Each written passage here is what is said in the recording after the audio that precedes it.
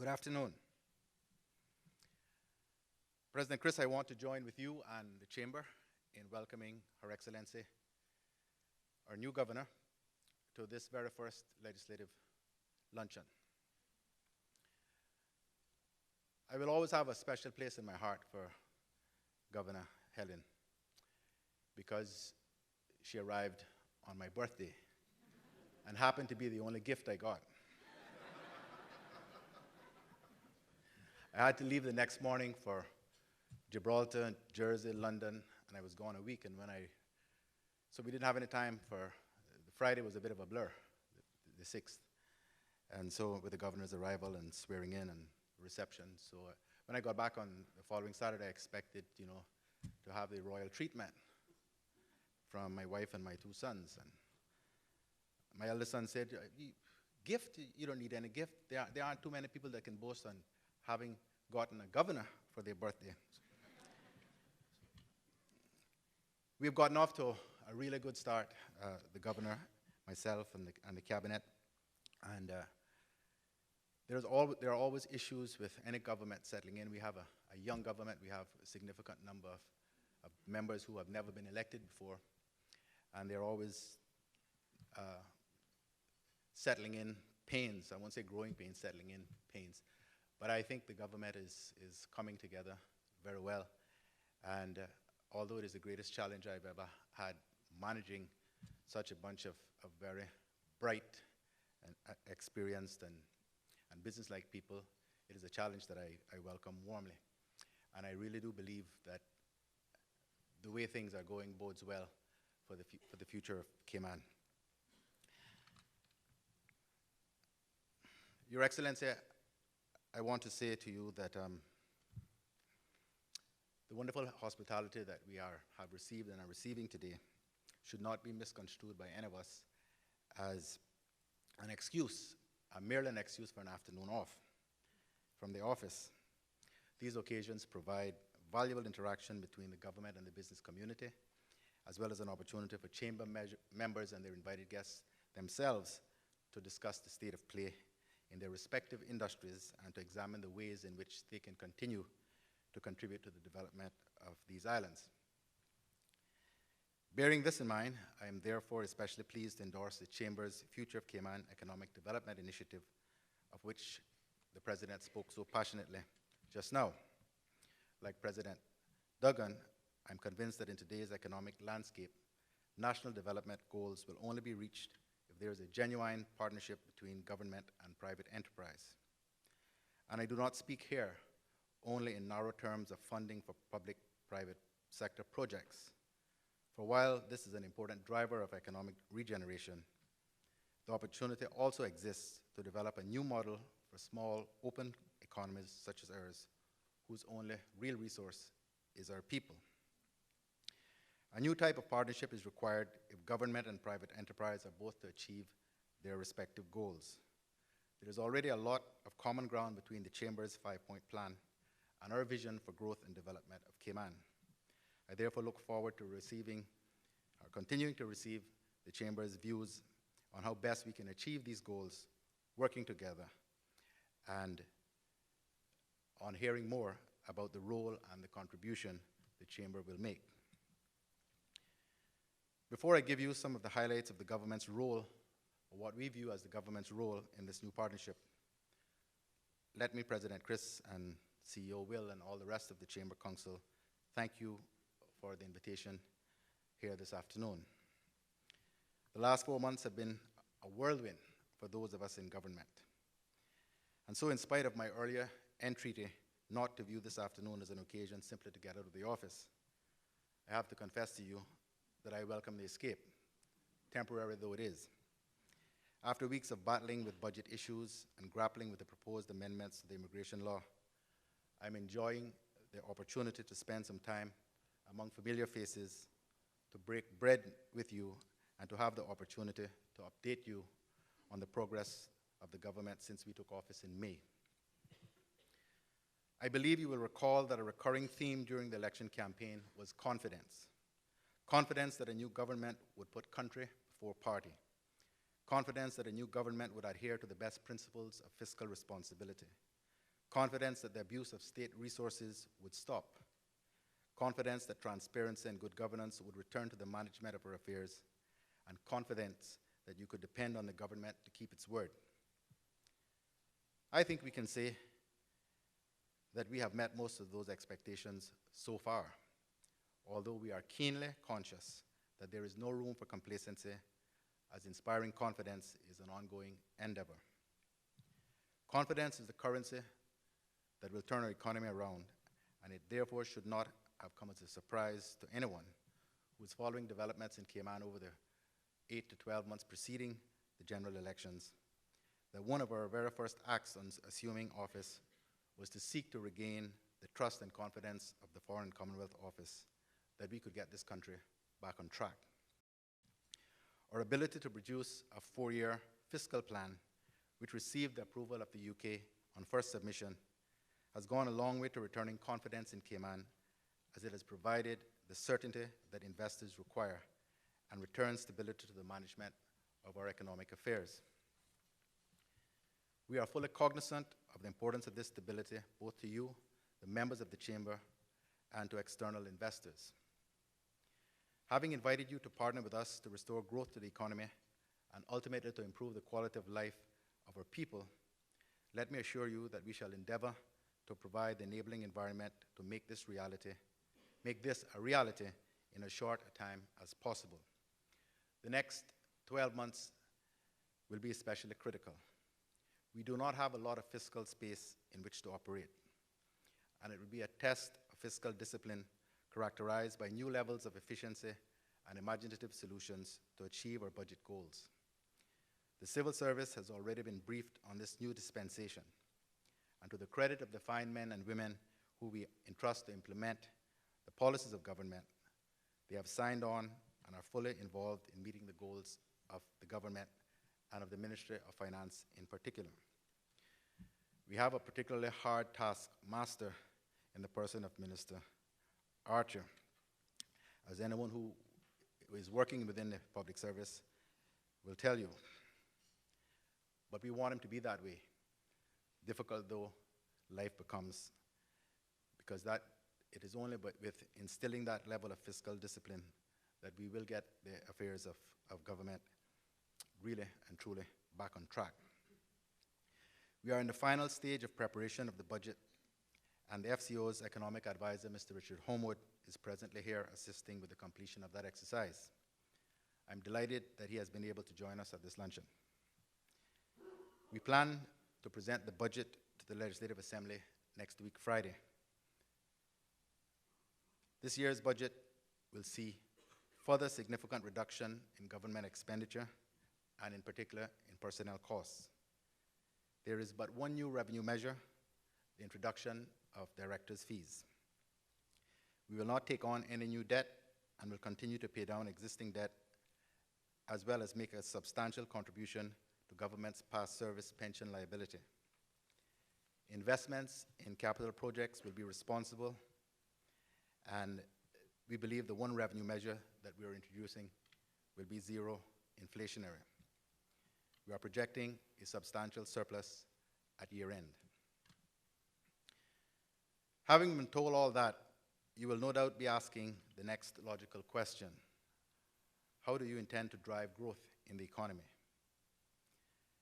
As most of you would be aware, there are two key national projects, the cruise ship berthing and the airport expansion, on which we are depending for both short-term and long-term growth.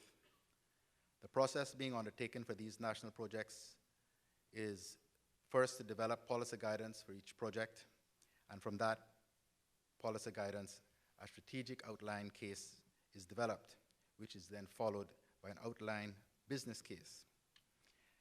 As has been previously announced, the government has retained PricewaterhouseCoopers to prepare an outline business case, and the cruise berthing facility will proceed on the basis of a public-private sector partnership.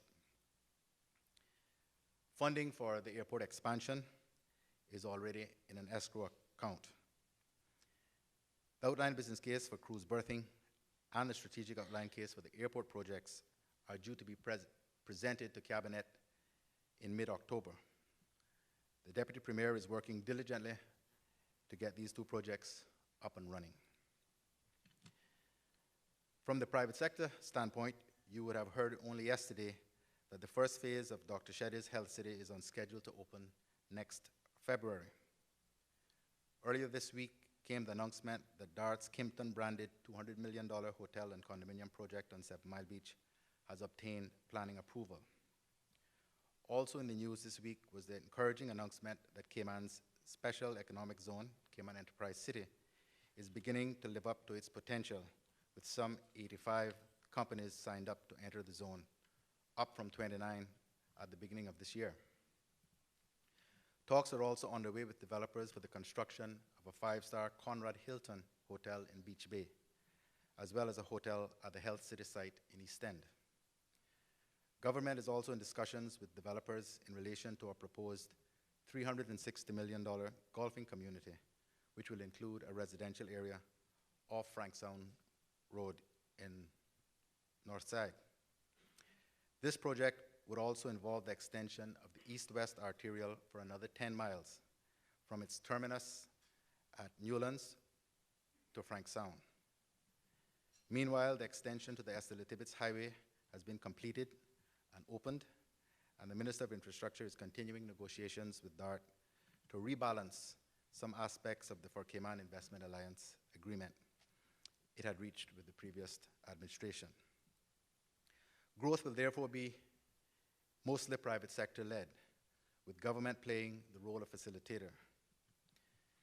In this, I am reminded of the view of Winston Churchill, which is as relevant today as it was when he uttered these words in 1959. Some people regard private enterprise as a predatory tiger to be shot. Others look at it as a cow that can give milk. Not enough people see it as a healthy horse pulling a sturdy wagon. This government will do all in its power to ensure that the wagon is sturdy and that you have the means with which to pull it. What we do not want for Cayman is the specter of jobless growth that continues to haunt recovery in Europe and elsewhere. We are committed to addressing the problem of the cost of doing business in Cayman, and we are depending on business to do its part to invest the cost savings into expansion that will include increased employment. You do not need me to tell you that an employed population fuels increased business activity. We have instituted a policy that guides concessions in the areas of import duty, stamp duty, and landholding companies' share transfer tax. The policy will provide greater certainty as to how such requests will be treated, and it streamlines the process of considering requests. We are also working to trim electricity costs by a reduction in the duty paid for diesel that produces electricity sold to Caribbean utilities companies' customers. Our challenge, and I will be frank, in this regard is balancing the revenue loss against increased economic activity so that the country as well as consumers enjoys a net benefit. With regard to employment, we are adopting a two-pronged approach. The first is a proactive approach to placing Caymanians in available jobs through a reinvigorated National Workforce Development Agency. The agency has a diverse, multidimensional series of placement and training programs, some in partnership with private enterprise, that covers the needs of a wide range of clients who register with them. I therefore urge you as employers to participate in these programs and use the services that the NWDA provides to find Caymanians to fill the vacancies you may have in your businesses. Now, of course, if you can give the government the commitment to each employ at least one new Caymanian over the next 6 to 9 months, this will go a long way to reducing unemployment. The second strategy is the reform of immigration policy to make it more responsive to the employment needs of Caymanians, while at the same time ensuring that the labor needs of the market are adequate to service the areas where Caymanians are either not qualified or not available for whatever reason. I think I should point out here that while immigration legislation is, among other things, used to protect the jobs of the local population, it is not in itself employment legislation. It has not escaped my attention that either through ignorance or mischief, There are people who have been playing on the emotions of Caymanians to try to convince them that their interests are not being protected by the amendments, the proposed amendments to the immigration bill, which was tabled and published in the Legislative Assembly last Friday. I therefore wish to spend a little time in addressing some of the fears and concerns that Caymanians have asked me and other members of the government about, and to seek to dispel some of the falsehoods being spread by people who, quite frankly, ought to know better. The first misconception is that the rollover policy has been abolished. This is patently untrue. The rollover policy will remain, but the term limit will be extended from 7 years to 9 years for all work permit holders. Previously, only key employees were able to remain here for 9 years. Essentially, the change means that all work permit holders will be treated in the same way that key employees currently are under the present rules, and the key employee provision will be repealed. Under the current system, it is the employer who makes the determination as to who is a key employee and who can stay beyond the 7 years to eventually qualify in terms of time spent on the island to apply for a permanent residence. By extending the length of time a work permit holder can remain to 9 years and allowing all work permit holders who reach 8 years to apply for permanent residence, this means that the government can now decide through an open and transparent point system who will be granted permanent residence rather than having this essentially determined by employers. I should add here that the criteria for earning points and the number of points required to qualify for permanent residence will be fairer and more objective, but also more demanding than previously.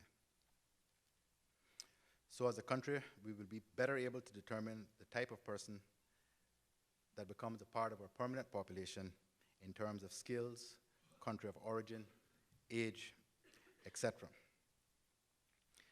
The other major piece of propaganda that I wish to deal with relates to the term limit extension permit holders, or TLEPs. The previous government legislated this category of work permit holders into law and ought to have acted on the report it commissioned to regularize the status of this group. On coming to office, we quickly realized that the term limit for the TLEPs would expire on the 28th of October, next month. And thus, we had to resolve this issue.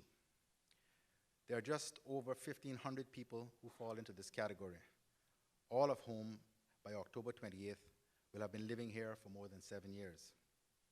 In the interest of fairness, the committee who reported to Cabinet on the TLEPs found that it would be discriminatory to treat this category of work permit holder any different than the other work permit holders, and the time spent here should count towards the 8-year requirement that already exists in the law as the point at which an application for permanent residence can be made.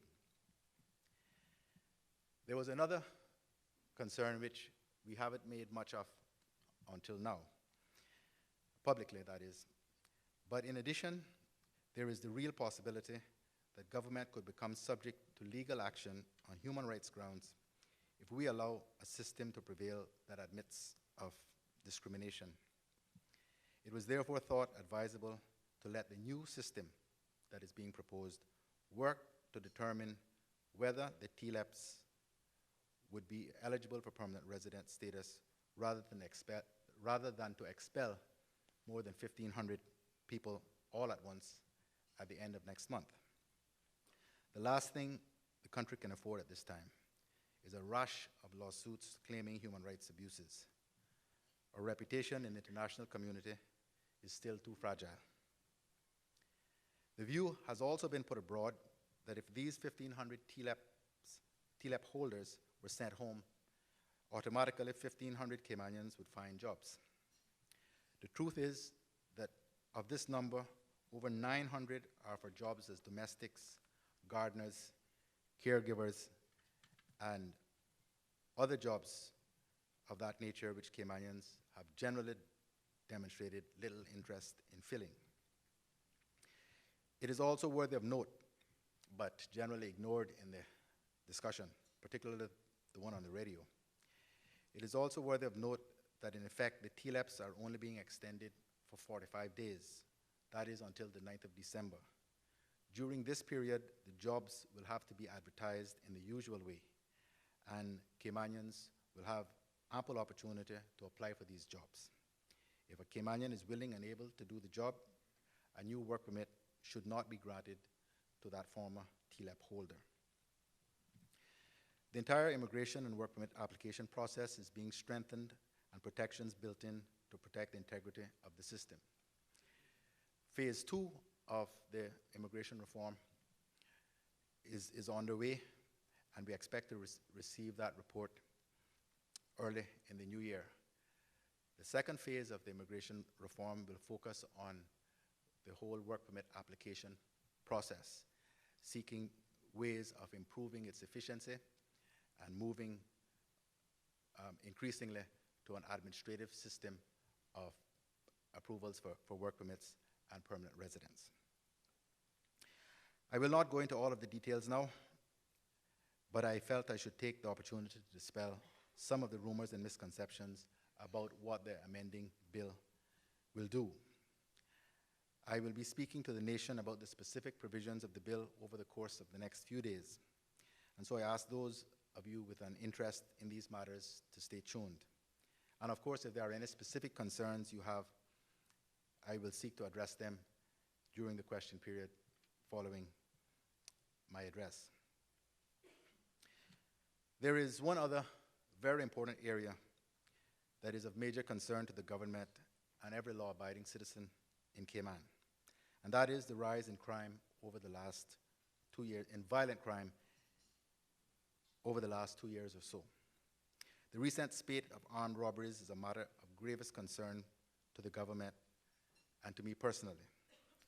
Although the use of guns to commit crimes is becoming far too common, I've told my friend, the Commissioner of Police, who's here with us, that we cannot and must not concede that this is an inevitable byproduct of progress in a growing nation. We must aim to stamp it out, do more to stem the inflow of unlicensed firearms to Cayman, and create an environment in which all criminals believe that they will be caught if they commit offenses and that they will be put away for a long time. I'm happy to say the Commissioner agrees with me. The truth is that the criminal element continues to change its modus operandi in ways that reap rewards. So that when there is a concerted effort to increase surveillance as a deterrent to robberies, for instance, the criminals shift their focus away from businesses that can afford the surveillance equipment to smaller operators who either cannot afford the camera systems or who they believe will travel home with the day's takings and are therefore vulnerable to attack on leaving their businesses or entering their homes. We must therefore be cognizant of the latest behavior among criminals and take countermeasures to thwart their success. You may have noticed over the past few weeks that our law enforcement agencies, through the use of the police helicopter, the national CCTV system, and a coordinated response, captured 4 persons who had just robbed a grocery store in Northside. In addition to this, by use of the same equipment and responses, our brave men and women in uniform quickly captured a man who carjacked a woman at gunpoint after a high-speed chase. Because we have a professionally run air operations unit that was able to respond so quickly, officers pursuing the car were able to back off the chase and hand over the pursuit to the helicopter, thus reducing the risk to our community whilst capturing the suspect. The Royal Cayman Islands Police Service has truly stepped up its game to ensure that technology and specialized equipment fill the evidence gap, which so often exists when we try to detect and prosecute serious crimes, especially gun-related crimes.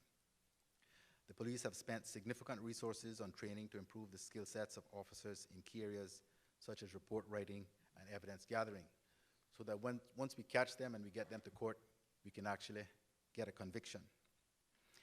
One of the great challenges that Cayman has faced and the force has faced in a small community like this is the unwillingness of people to bear witness against someone that they have seen or know to have committed a crime.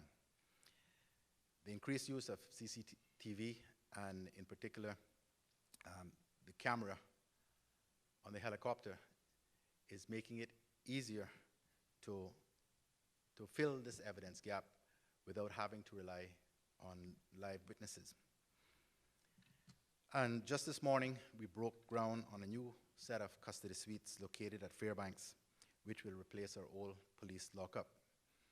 Not only will this assist with us complying with the provisions of our Bill of Rights about treating prisoners humanely, but the segregated cells in the new custody suites will allow us to keep suspects separate, so much of which is not possible now in the lockup at the Georgetown Police Station, or indeed at the one in West Bay.